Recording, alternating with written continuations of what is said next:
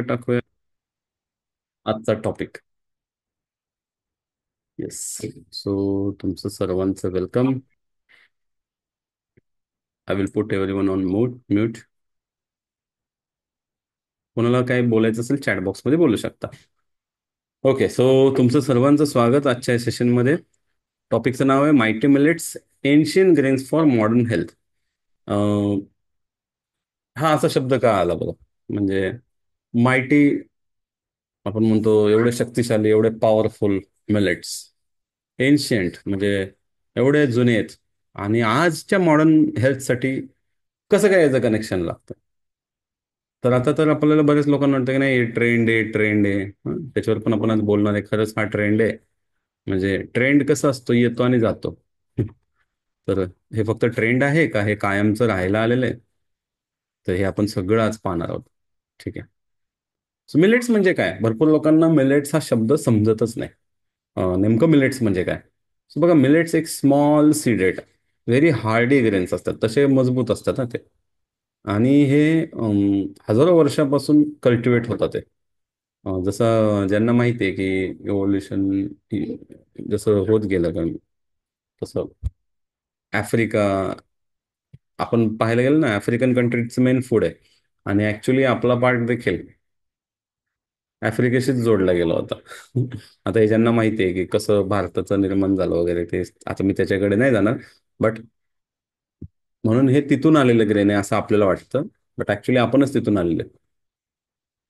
So millets are ancient drought resistant grains. म्हणजे हे जेव्हा असं आपण म्हणतो ना, ड्रॉट म्हणजे मराठीत काय म्हणतात, पाऊस नाही पडला, सुकं पडलं, काय अजून त्याला योग्य शब्द असेल तर तुम्ही चॅट बॉक्समध्ये टाईप करा.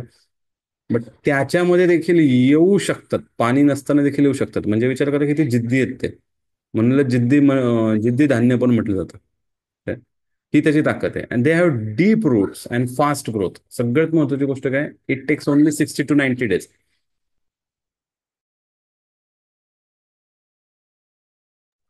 So deep roots and very fast growth, म्हणजे फार त्याला हे लागत नाही. आपल्याला जेवढं वाटतं ना, हा दुष्काळ दुष्काळ, बरोबर. दुष्काळ जिथे असेल तिथे देखील हे येतात. आता ह्याचं काय झालेलं आहे माहिती आहे का? ऍक्च्युली हिस्टॉरिकल इरेजर झालेलं आहे. म्हणजे आपल्याला इतिहासामध्ये जावं लागेल, पण बरीचशी आपल्या इतिहासातली पानं काढून टाकलेली आहेत मिलेट्स बाबतीतली. त्यामुळे आपल्याला माहीतच नाहीये की खरंच हे इतकं हे आहे का. म्हणजे ह्याचा प्री कॉलनियल एरा, म्हणजे इव्हन हरप्पन सिव्हिलायझेशनचे पण जर का काही दाखले घेतले तेव्हापासून मिलेट्स एक्झिस्ट करतात. मी म्हटलं ना तुम्हाला, हे एशियन कंट्रीज मध्ये देखील हे खूप आजही वापरलं जातं. आणि बऱ्याच लोकांना वाटतं की आपण विसरलोय. असं नाहीये. अजूनही भरपूर आदिवासी भागामध्ये, ग्रामीण भागामध्ये मिलेट्स, मराठीमध्ये त्याला राळं म्हणतात, अजूनही भरपूर मंडळी ही खातात. ठीक आहे. त्यांचं रेग्युलर फूड आहे हे. And you will be get surprise, but 200 पेक्षा जास्त जाती होत्या याच्या. बट काय झालं की ब्रिटिश लोकांनी इथे ऑपियमची ट्रेड केली. म्हणजे अफू, अफू ज्यांना माहिती आहे, आणि इथे उगवलं जायचं, चायनाला वगैरे बाहेर देशात ते विकलं जायचं. आणि त्यासाठी मग आपले फोर्सफुली आपले फार्म्स डिस्ट्रॉय करून, मिलेटचे फील्ड डिस्ट्रॉय करून त्याची शेती जबरदस्ती करण्यात आली. आणि त्याचा खूप त्रास झाला लोकांना त्या काळात. बट आता ते, आपण गुलामच होतो त्यामुळे ते करावं लागलं. आणि मग त्या गोष्टी घडत गेल्या. आणि मग नंतर हरित क्रांती जशी झाली, ग्रीन रिव्होल्युशन झालं, मग राईस अँड व्हीट हे असं दाखवण्यात आलं, एक असं समजा की त्याचं मार्केटिंग करण्यात आलं.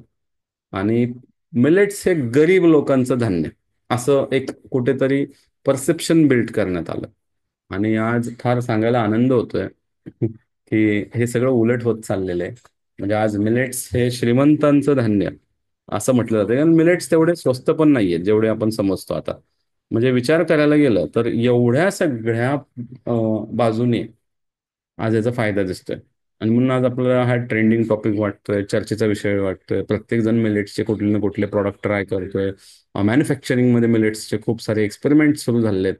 कारण त्याच्यामध्ये तितकी न्यूट्रिशन व्हॅल्यू देखील सापडलेली आहे. म्हणजे फक्त न्यूट्रिशन व्हॅल्यू आहे का, नाही, अजून बऱ्याच गोष्टी आहेत ज्याबद्दल आपण आज बोलणार आहोत. 2018 मध्ये भारत सरकारने सुरुवात केली मिलेट्सवर थोडं सिरियसली काम करायला. आणि मग न्यूट्रिशनल सिक्युरिटीसाठी आपण नॅशनल इयर ऑफ मिलेट्स भारतामध्ये सेलिब्रेट केलं होतं. आणि मग यानंतर काय झालं, 2023 मध्ये युनायटेड नेशनने देखील डिक्लेअर केलं की नाही, आता हे जागतिक म्हणजे international year of millets declare केलं. सो हे किती लोकांना माहिती आहे आधीपासून की हो, 2018 2023 हे मिलेटसाठी नॅशनल इंटरनॅशनल इयर आहे. आणि कदाचित ही माहिती फक्त हिलिंग ह्युमन करून मिळाली का आधीपासून माहिती आहे? कारण आपण तर खूप दिवस झाले मिलेट्स आपल्या क्लायंट्सला प्रमोट करतोय, आपण त्यांना आहारात ऍड करायला सांगतोय. ओके, माहिती आहे, गुड गुड. सो जर आता गव्हर्नमेंट ह्याच्यावर काम करतंय, इंटरनॅशनल लेवलला हे प्रमोट केलं जातंय, म्हणजे काहीतरी ह्याच्यामध्ये नक्कीच आहे. काय आहे बरं, ते पण आपण जाणून घेऊ. पण जे आपल्याला वाटतं की हे ट्रेंडिंग आहे, तर it is not a trending thing. This is our stolen heritage. It's time to reclaim them. म्हणजे ते आपली धरोहर आहे खरं तर, वर्षानुवर्ष आलेली. फक्त आता आपल्याला काय करायचंय, पुन्हा याच्यावर काम करायचंय, पुन्हा ह्याचं महत्त्व समजून घ्यायचंय. अच्छा, हे मी कडून मिळाले. ठीक. काय गरजेचं आहे, तर India is going through a silent crisis. एक सायलेंट क्रायसिस आपल्या देशात चाललाय, ज्याला आपण म्हणून हिडन हंगर म्हणू शकतो. आणि हे एक ॲपिडेमिक आहे, ॲपिडेमिक. बघ, एक असतं आपण म्हणतो की हा पॅन्डेमिक आला, तर ती साथ आहे. पण ॲपिडेमिक म्हणजे अशा गोष्टी ज्या तिथेच राहतात. आणि आपण आता अशा फेजमधनं चाललोय ज्याला ॲक्च्युली विरोधाभास मानू लागेल, म्हणजे त्याला पॅराडॉक्स ऑफ प्लेंटी म्हणू शकतो. खूप काही असताना म्हणजे stomachs are full but body is starving. ज्यांनी वन डे फिट फॉर एव्हर वर्कशॉप केलाय त्यांना आपण शिकवलं होतं बघा, एम्प्टी कॅलरीज. सो पोट तर भरतंय, but we are lacking with so many nutrition deficiencies. Many of them are lacking with vitamin B, vitamin D. ठीक आहे, व्हायटमिन डी टोटली वेगळा विषय, बट त्याचे देखील भरपूर सारे बेनिफिट्स आज आपण मिलेट्समधनं घेऊ शकतो, directly indirectly. And it's now alarming statistics की 58% मुलांमध्ये, म्हणजे लहान मुलांमध्ये, एवढ्या लहान वयातच जर का ॲनेमिक असतील, म्हणजे रक्तच जर का नसेल, तर पुढचा विकास कसा होईल. ज्यांना कोणाला आयुर्वेदाचा अँगल समजतो त्यांना माहिती आहे, रस, रक्त, मांस, मेद, मज्जा, अस्थि, शुक्र असे 7 धातू असतात. रसानंतर रक्त तयार होतो, म्हणजे रक्तच जर का व्यवस्थित तयार होत नसेल, म्हणजे गडबड कुठून आहे, रसापासून आहे. मग पुढच्या धातूंबद्दल काय बोलायचं मग. आणि 70% महिला आज आयर्न डेफिशियन्सी पासून सफर करतात. ठीक आहे. इवन डायबिटीज, लठ्ठपणा, या सगळ्या गोष्टी आहेत. म्हणजे दिसायला माणूस कसं दिसतो, असं धुष्टपुष्ट मजबूत दिसतोय, बट त्याच्या आतमध्ये पण न्यूट्रिशनची कमतरता खूप जास्त पाहायला मिळते. आणि हे जास्त प्रमाणात वाढत चाललंय, ह्याचं पर्सेंटेज वाढत चाललंय. आणि हे सगळे प्रॉब्लेम होण्याचा वयोगट जो आहे तो कमी होत चाललेला आहे डे बाय डे. किती लोक ऍग्री करतात याच्याबरोबर, type A in the chat box. Okay. तुम्हाला माहिती आहे ना, चॅटबॉक्समध्ये ऍक्टिव्ह राहिल्यानंतर एंडला आपण त्यांचं नाव लकी व्हील मध्ये पोस्ट करतो. हा, ग्रेट. एंड मग you are getting chance to win rewards. Reward में मिलेट भी आ सकते. आ सकते नहीं, आते. एव्हरी वीक कोण ना कोण इथे मिलेट्सचे वाउचर घेत आहे. ठीक आहे. Wow, great. पुढे ग्लोबल इम्पॅक्ट काय झाला याचा. जसं आपण हे सगळं महत्त्व पटवून द्यायला सुरुवात केली, तसं तुम्ही जर पाहाल तर मिलेटची पोझिशनिंग इतकी सुंदर झाली की आज, जस्ट अ सेकंड, आपण पुढे गेलो जर जास्त. हा, तेच म्हटलं, असं कसं काय मध्येच कुठं काय. हा. सो ह्याचा रूट कॉज काय, हे जे आपण पाहतोय, या हिडन हंगरचं रूट कॉज आहे मोनोकल्चर डाएट. म्हणजे असं डाएट जे मोनोटनस होत चाललंय. मी आज 15,000 पेक्षा जास्त लोकांचं कन्सल्टेशन केलेलं आहे. मी त्यांना सेम प्रश्न विचारलेला आहे, सकाळी नाश्त्यामध्ये काय खाता, दुपारी जेवणामध्ये काय खाता, संध्याकाळी काय खाता का, रात्री झोपण्या अगोदर काय खाता का. असे माझे टोटल 25 प्रश्न असतात. तर यातले हे 4 प्रश्न जेव्हा मी विचारतो, सकाळ दुपार म्हणजे दिवसभरातलं रुटीन कसं असतं, तर मला सेम दिसतं बऱ्याच लोकांमध्ये की भरपूर लोक चहा घेतातच. मग तो चहा बेकरी प्रॉडक्ट म्हणजे मैद्यासोबत घेतात. चला, काही लोक चहा घेत नाहीत आता, मग ते नाश्त्यामध्ये काय करतात, टिपिकल असतं त्यांचं, पोहे, उपमा. अगेन जर तुम्ही बघाल तर हे कशाचे प्रोडक्ट्स आहेत, राईस और व्हीटचे. दुपारी काय असतं, चपाती भाजी असती. ठीक आहे. घरी आल्यानंतर काय असतं, पुन्हा राईस आणि काहीतरी असतं. किंवा मग बऱ्याचदा चपाती भाजी असते. काही ठराविक लोक आता थोडंसं बघ भाकरी वगैरे कडे शिफ्ट होत चालले. आता भाकरी काय आहे, तर bhakri is also one kind of millet. But मिलेटचे दोन प्रकार आहेत, जे आपण पार्ट टू मध्ये शिकणार आहोत. पॉझिटिव्ह मिलेट, न्यूट्रल मिलेट, प्रत्येक मिलेटची न्यूट्रिशन व्हॅल्यू, भरपूर साऱ्या मिलेटच्या वेगवेगळे यूज केसेस, हे आपण पार्ट टू मध्ये शिकणार आहोत. आज आपण फक्त पार्ट वन मध्ये समजून घेणार आहोत हे मिलेट्स का महत्वाचे, तर मिलेट्सने किती ख्याती प्राप्त केलेली आहे, मिलेट्स किती मोठं फ्युचर घेऊन येतात आहे आपल्यासाठी, आणि किती महत्वाचं आहे मिलेटला आज आपण इन्क्लूड करणं, आणि संपूर्ण जग काय मिलेट्स बद्दल बोलतं हे आपण आज फक्त जाणून घेणार आहोत. सो मोनोकल्चर डाएट हा एक पार्ट होऊन बसलेला आहे, ज्याच्यामध्ये राईस अँड वीट खूप डॉमिनंट करतंय. मी म्हणत नाही की राईस चुकीचं आहे, मी कधीच असं म्हणणार नाही की कोणतंही फूड चुकीचं आहे. बट मी एकच म्हणेल की आपल्या फूडमध्ये जितकी जास्त आपण व्हरायटी ठेवू शकतो, जितकं जास्त आपण न्यूट्रिशन वाढवू शकतो, ते फूड आपल्यासाठी चांगलं. राईस आणि वीटच्या बाबतीत जर तुम्ही बघाल, ज्यांनी वन डे वर्कशॉप केलंय किंवा न्यूट्रिशन कोर्सचे स्टुडंट आहेत, त्यांना सगळ्यांना माहिती आहे की राईस आणि वीट ग्लायसेमिक इंडेक्समध्ये खूप हाय आहेत, according to a carbohydrates perspective. ठीक आहे. राईसमध्ये देखील खूप सारे प्रकार आहेत ऍक्च्युली. मग आपल्याला भरपूर वेळा सांगितलं होतं की आपण पिढ्यानपिढ्या राईस खात आलोय, कोकणातला व्यक्ती राईस खातो वगैरे वगैरे, मग त्याला काय होत नाही, South Indian are eating rice. आपल्याला माहित नाही की राईसचे पण आपल्याकडे 300+ व्हरायटीज होते. म्हणजे मला तर आता एका अशा राईस बद्दल माहिती मिळाली आहे, and we are working on many types of rice. खूप सारे सॅम्पल्स आपण ट्राय करतोय. ज्याच्यामधला एक राईस आहे, किती लोकांना याच्याबद्दल माहिती आहे, अबाउट ब्लॅक राईस किती लोकांना माहिती आहे, आणि कोणाला ब्लॅक राईसचं दुसरं नाव माहिती आहे? Okay. Okay, Sonalji no. Black राईसला काय म्हणतात? नो. हो. ओके, वर्षाजी सांगा बरं, ब्लॅक राईसला काय म्हणतात?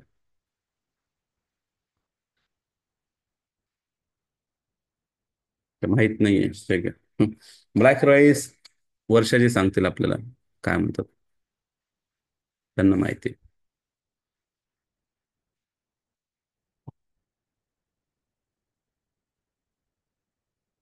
अच्छा, फक्त ब्लॅक राईस माहिती आहे, ब्लॅक राईसचं दुसरं नाव माहित नाहीये का? नाही माहिती तर नो म्हणा, काही प्रॉब्लेम नाही.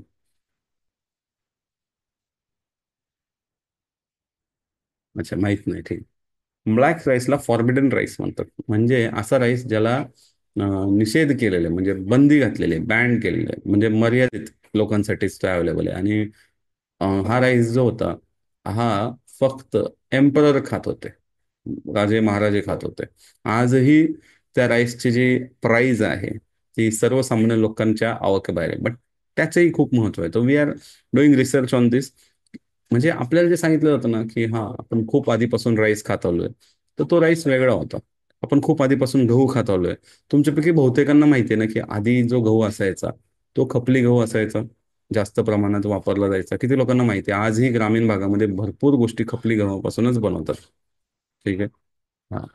सो तुम्ही लक्षात घ्या, तुम्हाला जे वाटतं ना, कारण हे काय होतं माहिती आहे का, जेव्हा आपण ह्या जर पूर्वीचा माइंडसेट जर नाही आपण चेंज केला, न्यूट्रिशनकडे पाहताना ओपन माइंडेड दृष्टीने पाहणं गरजेचं आहे. आणि प्रॅक्टिकल होऊन बघा ना. हम्म? कल्याणी मॅडम सांगतात की आम्ही तोच गहू वापरतो, व्हेरी गुड. भरपूर लोक वापरतात. आज शहरात देखील भरपूर लोक सांगतात की याच्यामध्ये ग्लुटेनचं पर्सेंटेज कमी आहे, याच्यामध्ये फायबरचं पर्सेंटेज जास्त आहे, याचे न्यूट्रिशन व्हॅल्यू जास्त आहे, याचं डायजेशन चांगलं आहे, याचं ॲब्झॉर्प्शन चांगलं आहे. कारण काय होतं माहिती आहे का, तुम्ही गुगल जेव्हा कराल ना, तेव्हा तुम्हाला ना हे छोट्या छोट्या गोष्टी नाही समजणार की राईसची न्यूट्रिशन व्हॅल्यू काय आहे, बीटची, ते त्याला त्यातले, आणि गुगलमध्ये तेच येतं जे आपण माहिती भरतो. हो, महाग आहे ऑब्व्हियसली, न्यूट्रिशन ज्यामध्ये जास्त आहे त्या गोष्टी महाग असणारच ना. मग आता आपल्याला काय वाटतं की महाग आहे, मग आपण जे नॉर्मल आहे तेच खाऊ. मग मला सांगा, आज एखाद्या व्यक्तीला कोणाला डायबिटीज असेल, तर तो 1 लाख रुपये किलोची गोळ्या औषधं खातोय सरासरी. किंवा 10,000 रुपये किलोची गोळ्या औषधं खातोय. ऍग्री करता का? 10,000पासून 1 लाख रुपये किलो किलो. मग त्याला, भलं ठीक आहे तुम्ही म्हणाला किलोनी थोडी गोळ्या औषधं लागतात, बट खर्च तर वाढतोच ना. आणि आपल्या शरीराचं नुकसान होतंय, आपली प्रोडक्टिव्हिटी घसरते. मग तसा जर का विचार केला, तो जर का आपण एक अँगल ठेवला गोष्टींकडे पाहताना, तर मग मला सांगा, ह्या गोष्टी महाग आहेत का, ह्या गोष्टी खरोखरच म्हणजे आत्ता कधी कधी कसं असतं की एखादी, म्हणजे खूप सोपं वाक्य सांगतो, जो शायद आज सस्ता लग रहा है आपको, वो भविष्य में महंगा हो सकता है. बिकॉज इट्स शॉर्ट टर्म तुम्ही प्राइस बघताय ना. आणि जे तुम्हाला आज महाग वाटतंय ते कदाचित तुम्हाला भविष्यात खूप स्वस्त वाटू शकतं. सो इट डिपेंड्स की तुम्ही कसं पाहता गोष्टींकडे. बट माझ्या दृष्टीने म्हणाल तर आपल्याला हे मोनोकल्चर डाएट जे आहे ना, हे रूट कॉज आहे. ज्यामुळे आपण सकाळी तेच खातोय, दुपारी तेच खातोय, कंटिन्यू आपण इन्शुलिन स्पाइक करतोय, कंटिन्यू आपण ब्लड शुगर लेवल हाय ठेवतोय. मग कसे आपल्याला आजार होणार नाहीत बरं? तुम्ही जर पाहाल तर शेतीमध्ये पण काय होतंय की तेच तेच फार्मिंग केलं जातंय. हं? पूर्वी जास्त आंतरपिकं घेतली जायची. आज ह्याचं प्रमाण फार कमी झालेलं आहे. हं? आंतरपिकं घेतल्याचे काय फायदे असतात सांगा, आपल्याला शिकवलेले काय फायदे असतात कोणीतरी सांगा. काय बेनिफिट असतो?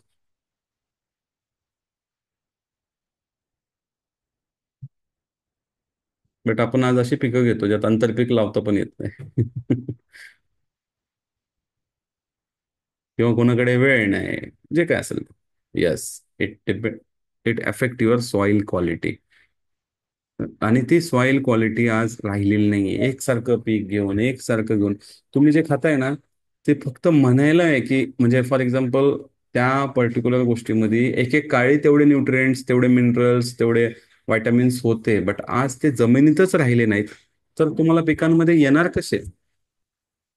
इवन जर तुम्ही बघाल तर भरपूर साऱ्या गोष्टी आपल्याकडे प्रोसेस करून पॉलिश करून येतात. आता भगर भगर खूप चांगली. भगर देखील एक प्रकारचं मिलेटच आहे. बट जी भगर आपण खातोय ती खूप पॉलिश करून येते. ठीक आहे. सो पॉलिशिंग मध्ये काय होतं, ऑलमोस्ट 90% त्याचं न्यूट्रिशन व्हॅल्यू घसरून जाते. म्हणजे फक्त आपण कशासाठी करतोय? हो, जमीनचा कस टिकतो, अगदी बरोबर. म्हणजे आपण कशासाठी खातोय? भूक लागली म्हणून, आपलं पोट भरायचं म्हणून खातोय.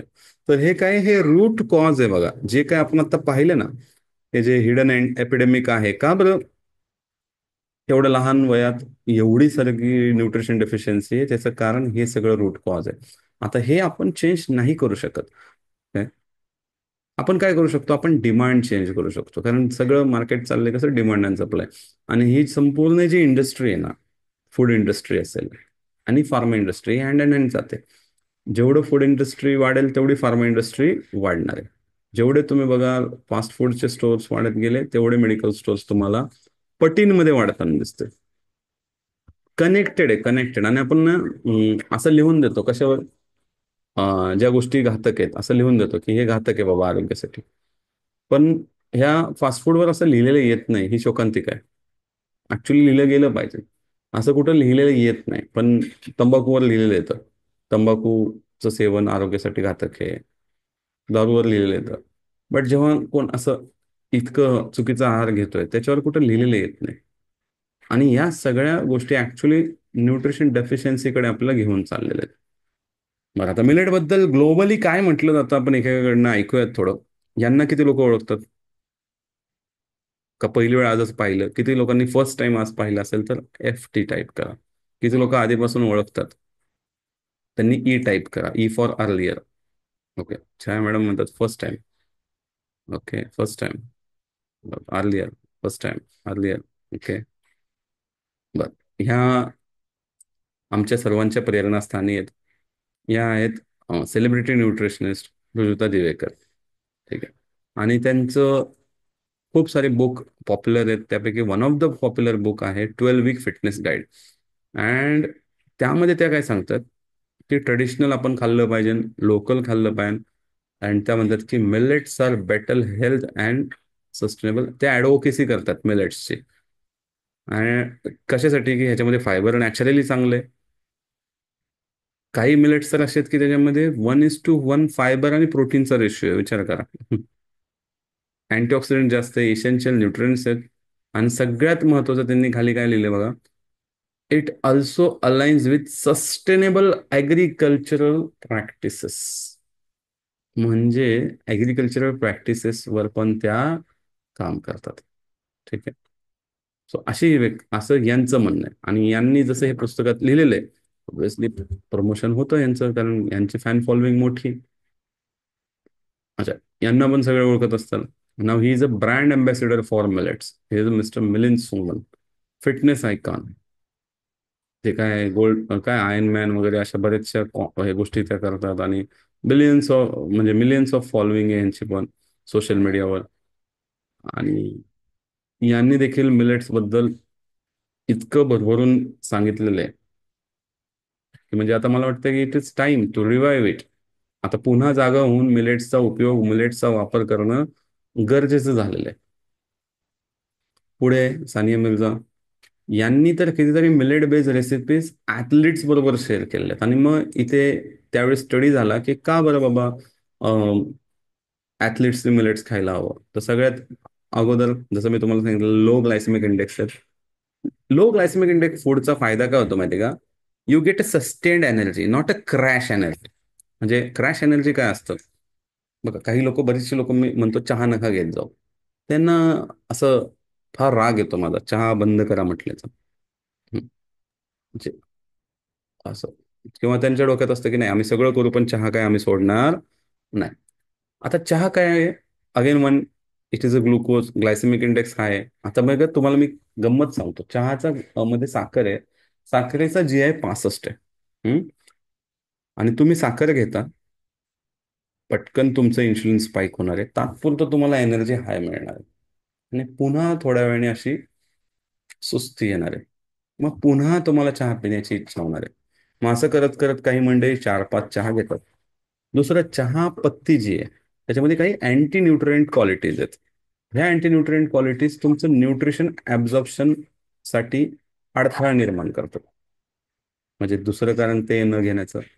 आता तुम्ही लक्षात घ्या, तुम्ही राईस खाताय, आणि कुठला राईस खाताय? नॉर्मल राईस खाताय, ज्याच्यामध्ये कुठेही फायबर नाही ना. तुम्ही त्याच्यामध्ये टेक्निक शिकलाय ग्लायसेमिक इंडेक्सला बॅलन्स कसं करायचं, जे आता आमच्या स्कोर स्टुडंट्सला आम्ही डिटेलमध्ये शिकवलेलं आहे कसं ग्लायसेमिक इंडेक्स बरोबर खेळायचं. बट तुम्हाला ही टेक्निक माहीत नाही, आणि तुम्ही सिम्पल राईस खाताय. You are eating with anything, but ज्याच्यामध्ये तुम्ही मेजर काय करताय, फक्त राईसचं कन्झम्पन वाढवताय. थोड्या वेळासाठी तुम्हाला एकदम हाय एनर्जी मिळणार आहे, किंवा बेकरी प्रॉडक्ट खाताय, परत हाय एनर्जी मिळणार. आणि गंमत काय की यांचा ग्लायसेमिक इंडेक्स तुमच्या साखरेपेक्षा जास्त आहे. मग अशा गोष्टी जर तुम्ही घेताय ज्याच्यामध्ये झपकन एनर्जी लेवल वाढते, आणि पुन्हा झपकन ती डाऊन होते, विदिन अ आर, एका तासामध्ये तुमची एनर्जी क्रॅश होऊन जाते. That is the beauty of high glycemic index carbohydrate, जे की आपल्यासाठी घातक आहे, ज्याच्यामुळेच आपल्याला डायबिटीज होतो. डायबिटीज हा कुठलाही आजार नाही आमच्या दृष्टीने, ही फक्त चुकीचं खाण्याची सवय आणि चुकीची जीवनशैली जगण्याची पद्धत आहे. आणि आमचे जेवढे स्टुडंट्स आहेत, ज्यांना हे आम्ही शिकवलं, त्यांनी हे मनापासून अंमलात आणलं, आज ते मेडिसिन फ्री लाईफ जगतात आहे डायबिटीजमध्ये. सो मला सांगा, जर मी तुम्हाला एकीकडे एक्सप्लेन करतोय, चपाती आणि राईस असं होऊ शकतं, ज्याचा ग्लायसेमिक इंडेक्स हा तुमच्या चहापेक्षा म्हणजे साखरेपेक्षा हाय आहे. तर विचार करा मग आता किती काम करणं गरजेचं आहे. आणि हे सगळं कुणाला माहिती आहे? ऍथलीट्सला माहिती आहे. आणि म्हणून त्यांना सडन क्रॅशेस नको आहेत, त्यांना एनर्जी कंटिन्युअस पाहिजे आणि स्टेबल पाहिजे. तर ते काय निवडतील? Obviously millets. दुसरी एक महत्वाची गोष्ट आहे, many millets are high in magnesium. Magnesium एक असा घटक आहे जो तुम्हाला मसलमध्ये क्रॅम्प्स येऊ देणार नाही, आणि त्यांना कंटिन्यू ऍक्टिव्ह राहायचं असतं. इव्हन आपल्याला पण ही गरज आहे, असं नका समजू की मॅग्नेशियम त्यांनाच लागतो आपल्याला लागत नाही. भरपूर लोकांना आज पोट व्यवस्थित साफ होत नाही, कॉन्स्टिपेशन होतं, तर एक सप्लिमेंट रिकमेंड केलं जातं ज्याला म्हणतात मॅग्नेशियम. किती लोकांना ही गोष्ट माहिती आहे की कॉन्स्टिपेशन मध्ये मॅग्नेशियम दिलं जातं? त्यांनी CM टाईप करा, C for constipation, M for magnesium. किती लोकांना माहिती आहे बघू बरं. ठीक आहे, सोनल जी को पता है, वंदना जी को पता है. शीतल, माझा कॉल घ्या फास्ट.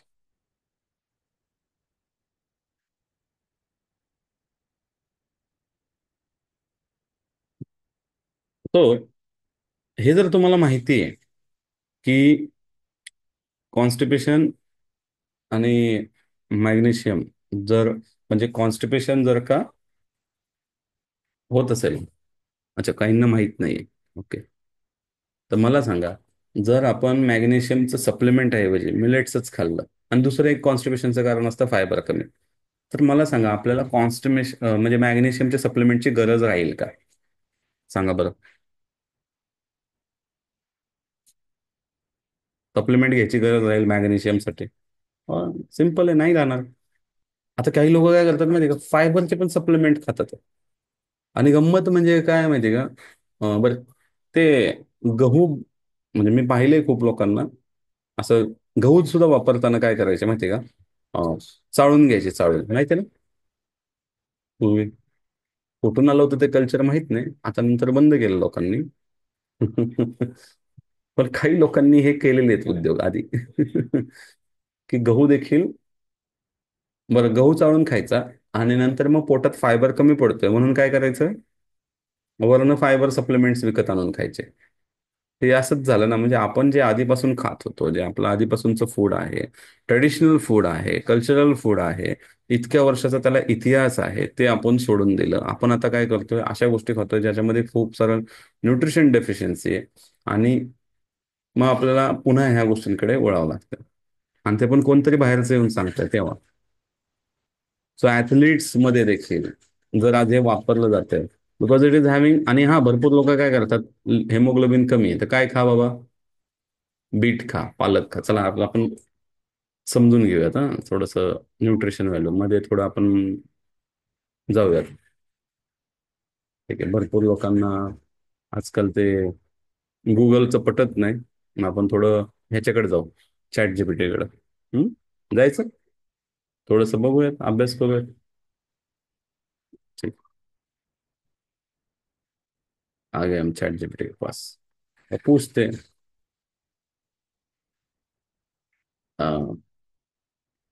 शेयर न्यूट्रिशन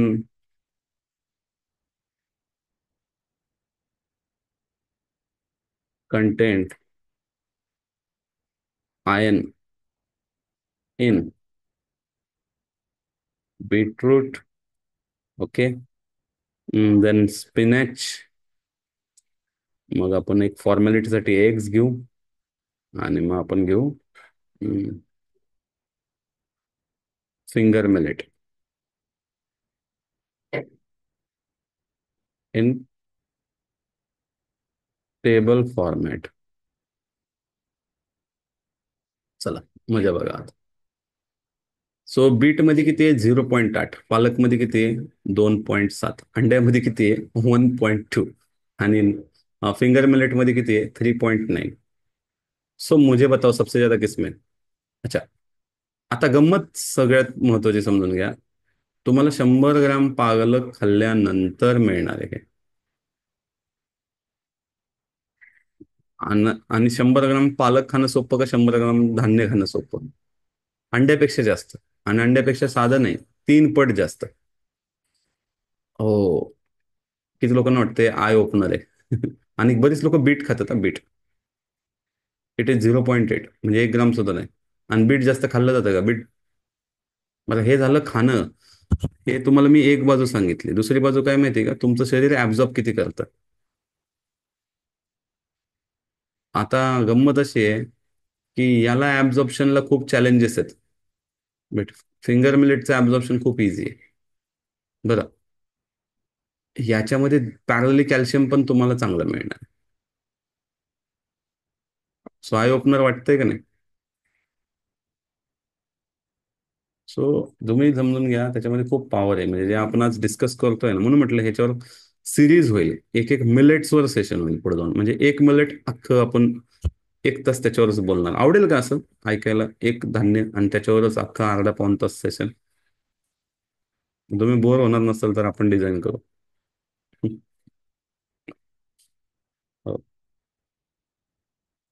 आणि आपण फार त्याचं म्हणजे रंजक अशा इतिहासातल्या गोष्टी शोधून आणू त्याच्यासाठी, काय काय स्टोरी होत्या.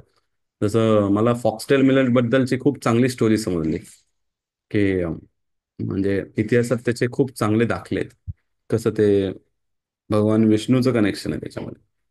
आता ते काय आहे, त्यासाठी तुम्हाला फॉक्सटेल मिलेटचं डेडिकेटेड सेशन ऐकावं लागेल.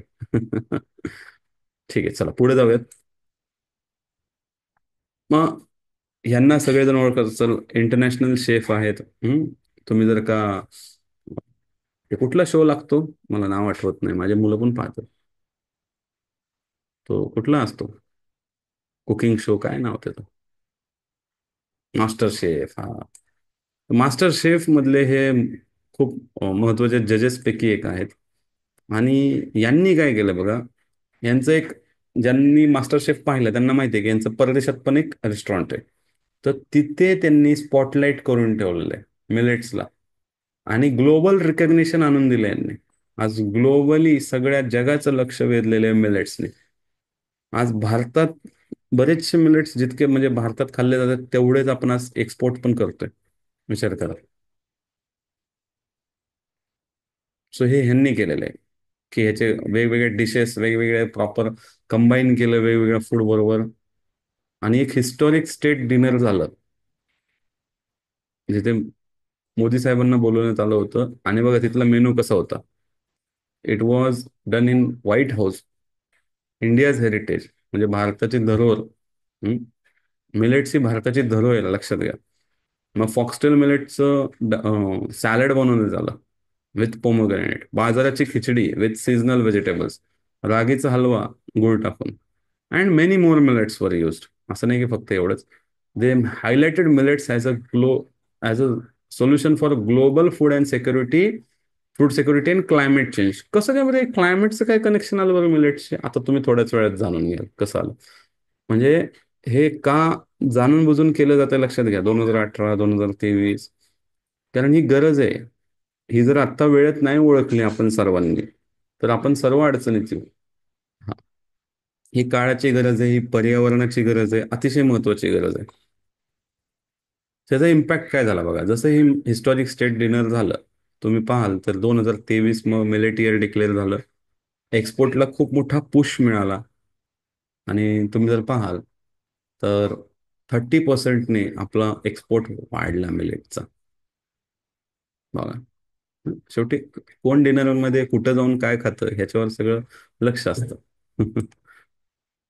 आणि तुम्ही ह्याचा जर पाहाल ग्लोबल इम्पॅक्ट काय आहे, तर इथे तुमच्या समोर हे चित्र दिसतंय. Rice rice farming emits 10% of global methane green house gas which is 25 times more than potent CO2.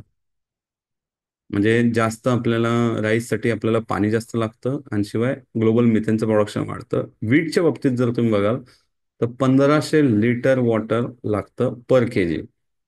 आणि मोनोक्रॉपिंग जे आपण म्हणतोय की वेगवेगळे मिक्स जर का हे घेतले, सॉरी, ग्रोईंग ओनली राईस वीट, म्हणजे हे फक्त मोनोटोनिस वेगवेगळे नाही, सॉरी, मोनोटोनिस जे आपण म्हणतोय की एकच सारखे फक्त मोनो सिंगल हे राईस वीटवरच जर डिपेंड राहिल्यामुळे 30%, इंडियन काउन्सिल ऑफ ऍग्रिकल्चर रिसर्चचा रिपोर्ट आहे हा, की 30% आपली सॉइलची क्वालिटी खराब होत गेलेली आहे. म्हणून मिलेट्स काय आहेत ह्या पृथ्वीसाठी खूप महत्वाची गोष्ट आहे. सो बेस्ट अर्थ सिक्रेट म्हटलं जातं याला. पृथ्वीने हे यासाठीच आणलेलं आहे, स्वतःचं बॅलन्स करायला. कसं, तर मिलेट्सला 300 ते 500 लिटर पाणी लागतं फक्त. काही ठिकाणी 600 लिटर 700 लिटर. याच्या पलीकडे मिलेट्सला पाणी लागत नाही. Versus rice 2500 litre. जे कार्बन एमिशन आपण पाहत होतो, मिलेट्स स्वतः कार्बन C4 यूज करतं. सो ते मोर 30% ऍब्झॉर्ब करतं बाकीचं carbon, then rice and wheat. तुम्हाला माहिती आहे ना, प्लांट्स ऑक्सिजन नाही घेत का? कार्बन डायऑक्साईड घेतात, आपल्याला बेसिक शिकवलेलं आहे. हा. सो राईस अँड व्हीट पेक्षा जास्त कार्बनचं यूज कोण करतंय? मिलेट्स करतंय. बघा ना किती सुंदर. म्हणजे ह्या पृथ्वीने स्वतःसाठी काय, म्हणजे आपण म्हणतो बॅलन्स, ते त्यांना बरोबर माहिती आहे, पृथ्वीला बरोबर माहिती आहे आपण वेगवेगळ्या गोष्टीचे प्रयोग करून चुकीच्या डायरेक्शनला चाललोय. It is a soil saviour. जसं तुम्हाला माहिती आहे डीप रूट आहेत, प्रिव्हेंट इरोजन, त्यानंतर रिस्टोर डिग्रेडेड लँड. ह्याच्यावर एक केस स्टडी झालेली आहे ओडिसामध्ये. एका आदिवासीने 1200 एकर वेस्ट झालेली land by planting finger millet which is ragi करून ती रिवाईव्ह केली, ती पुन्हा पुनर्जीवित केलं त्या जमिनीला. विचार करा. कर्नाटकमध्ये फॉक्सटेल मिलेटनी सांगितलं की ड्राय रिजन मध्ये by using 70% less water foxtail millet तयार झाले ड्राय एरियामध्ये. सो पेस्टिसाइड्स लागत नाही, सगळ्यात महत्वाची गोष्ट. जसं राईस व्हीटला पेस्टिसाइड लागतात, तर पेस्टिसाइड न वापरल्यामुळे सगळ्यात पहिला फायदा कोणाला होणार आहे? जो शेतकरी हे पिकवतो त्याला होणार आहे. दुसरा फायदा कोणाला होणार आहे? पर्यावरणावर होणार आहे का नाही? कारण ते पेस्टिसाइड, ते फर्टिलायझर जे काही आपण त्या जमिनीत टाकले, हे कुठून तरी हवेद्वारे, पाण्याद्वारे आपल्याकडे पोहोचणारच आहे. आणि जे पिकतंय त्यातून तर पोहोचतच आहे ऑलरेडी, ते तर आपल्या ताटात पोहोचलेलंच आहे. है ना? किती लोकांनी तो सत्यमेव जयतेचा एपिसोड पाहिला, ज्याच्यामध्ये आईच्या दुधामध्ये देखील पेस्टिसाइड सापडले ह्याचा रिसर्च आला होता? किती लोकांनी पाहिलाय? SJ टाईप करा सत्यमेव जयतेच्यासाठी. SJ खूप चांगलं रिव्हॉल्युशन केलं होतं सत्यमेव जयतेने, ज्यावेळेस सोशल मीडिया नव्हतं. SJ, एस फॉर सत्यमेव आणि जे फॉर जयते. तो नाही पाहिला एपिसोड सत्यमेव जयतेचा? पहा तुम्ही. आईच्या दुधामध्ये देखील पेस्टिसाइड सापडले, असा रिपोर्ट आहे त्यामध्ये. नक्की पहा. आणि कॅन्सर ट्रेन वगैरे जाती वगैरे सगळं जे सांगितलं जातं ना, ते त्याच एपिसोड पासून सुरू झालेलं आहे. पंजाबमध्ये जे आज आपण बघतोय की एवढं वीट प्रोडक्शन वाढलंय, त्या वीट प्रोडक्शनच्या चक्करमध्ये कॅन्सर ट्रेन निघते. हो, तर मी तुम्हाला दाखवतो तो एपिसोड. दाखवतो म्हणजे एपिसोड नाही दाखवत, बट तुम्हाला गुगलवर, युट्यूबवर जाऊन, किंवा just I will share that, तुम्ही जाऊन नंतर पाहू शकता काय टाईप करायचं बघ. एवढं पॉप्युलर आहे ना ते. खूप वर्षापूर्वी आलेला आहे तो सत्यमेव जयते कॅन्सर एपिसोड. हा एपिसोड आहे बघा. 1 तास 12 वर्षापूर्वी येऊन गेलेला आहे. आणि हा व्हिडिओ आहे बघा. 54 सेकंडचा हा व्हिडिओ. कैंसर है। अभी तो हर एक दुनिया से कैंसर के मरीज हैं। खराब है। टेबल कैंसर अस्पताल जाने के लिए पंजाब से एक ट्रेन चलती है। भटिंडा से बीकानेर जाने वाली इस ट्रेन को कैंसर ट्रेन कहा जाता है। ये कैंसर ट्रेन कितने बजे आएगी? 9-10 तक आएगी।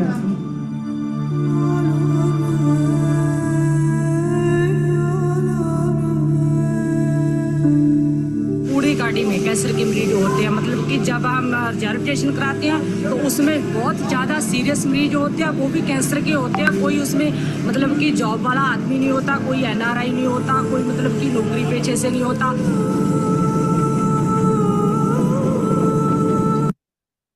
ठीक आहे. आणि दुसरं आहे पेस्टिसाइड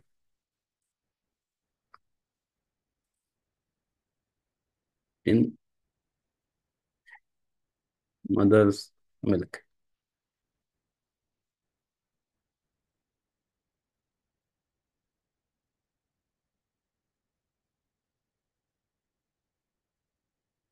हे पण सत्यमेव जयतेचा एपिसोड आहे.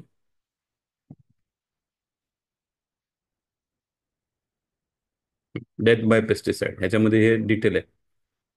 ठीक आहे. आता त्याचं शॉर्ट नाही आहे, नाही तर दाखवलं असतं तुम्हाला, तुम्ही नंतर सर्च करू शकता. ओके. सो हे 12 वर्षापूर्वी पासून समजून म्हणजे त्यावेळेस पासून याच्यावर काम चालू आहे. आता आपल्याला दिसतंय खूप साऱ्या लोकांना, म्हणजे ह्याच्यामध्ये डॉक्टर खादरवल्ली आहे, यांना पद्मश्री मिळालेला आहे. ज्या पद्धतीने त्यांनी मिलेट्स बद्दल जनजागृती केली. आज साऊथमध्ये खूप जास्त प्रमाणात मिलेट्सचा यूज वाढलेला आहे, ह्या सगळ्या गोष्टी जशा घडत गेल्या त्यामुळे. इव्हन फार्मर्सला सबसिडीज मिळतात, 10% हायर मिनिमम सपोर्ट प्राइस दिली जाते. मिनिमम तुम्ही जर बघाल मिलेट्सचे रेट बऱ्यापैकी स्टेबल राहतात का? उलट वाढत चाललेत काही मिलेट्सचे रेट का? तर फार्मर्सला सबसिडाईज केलं जातं. आणि PDS इन्क्लुजन म्हणजे पब्लिक डिस्ट्रीब्युशन सिस्टम, ज्याला आपण रेशन म्हणतो, याच्यामध्ये जसं इंग्रजांनी जबरदस्ती त्यावेळी म्हणजे हे केलं, आणि नाही नाही इंग्रजांनी नाही, सॉरी, हरित क्रांतीनंतर बऱ्याचदा मन जबरदस्ती आपल्याला त्यावेळेस गहू आणि ह्या गोष्टी रेशनमधून द्यायला चालू केल्या, गहू तांदूळ. तुम्ही जर बघाल तर ते आता पुन्हा मिलेट्सच्या बाबतीत सुरू झालेले. आणि आज राजस्थान, ओडिसा याच्यामध्ये पुढे आहेत. आणि काही कंट्रीज अजून, सॉरी, काही स्टेट अजून हे चालू करतात आहे, इन प्रोसेस आहे. इव्हन मिलेट कॅफेज सुरू झालेले आहेत IRCTC कडून.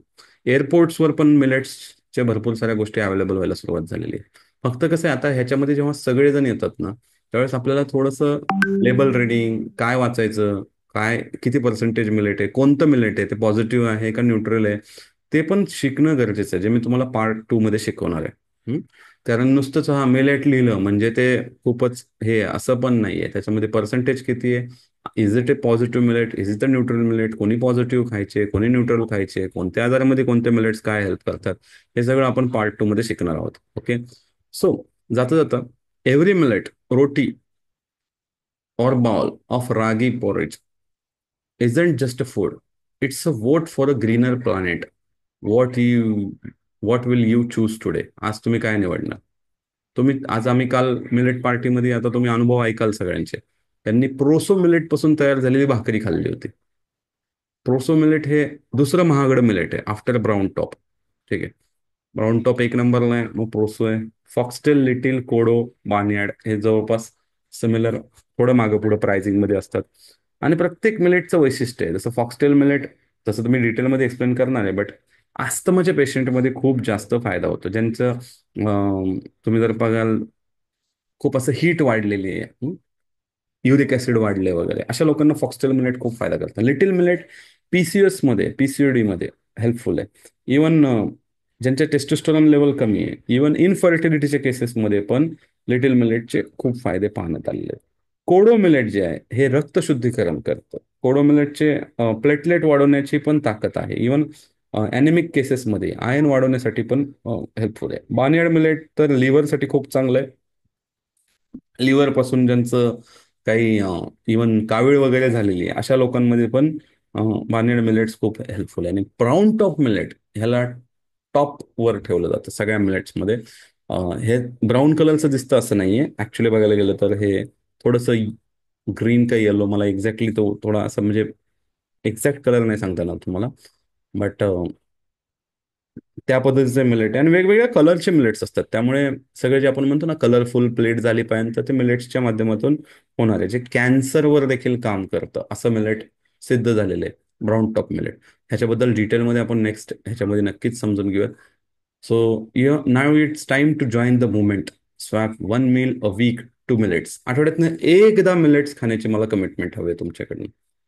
एक जेवण मिलेटचं. किती लोक रेडी आहेत?